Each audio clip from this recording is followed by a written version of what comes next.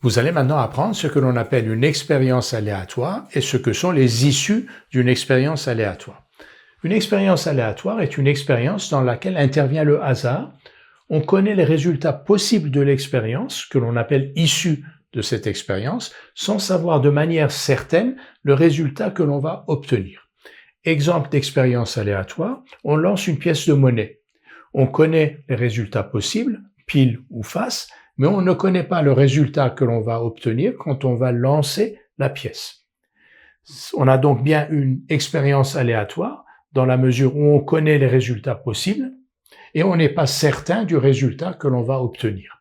Les issues de cette expérience aléatoire, donc il y a deux issues à cette expérience aléatoire, c'est-à-dire deux résultats possibles qui sont donc pile ou face. Un deuxième exemple, on lance un dé. Les résultats possibles sont 1, 2, 3, 4, 5, 6, mais on ne sait pas quel résultat on va obtenir en lançant le dé. Cette expérience, donc, c'est une expérience aléatoire, elle a 6 issues, 1, 2, 3, 4, 5, 6. Enfin, l'exemple d'une expérience qui n'est pas une expérience aléatoire.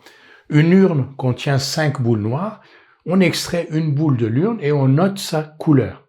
Et vous voyez ici que cette expérience n'est pas une expérience aléatoire puisque le résultat que l'on va obtenir, on le connaît déjà. Comme il y a 5 boules noires dans cette urne, quand on tire une boule et qu'on note sa couleur, la couleur ne peut être que noire. Donc, ce n'est pas une expérience aléatoire. Le résultat de cette expérience est connu d'avance. Si on avait 3 boules noires et 2 boules rouges, là, il y aurait une incertitude. Si on extrait une boule, on peut tomber soit sur une boule noire, soit sur une boule rouge, et dans ce cas-là, on a une expérience aléatoire.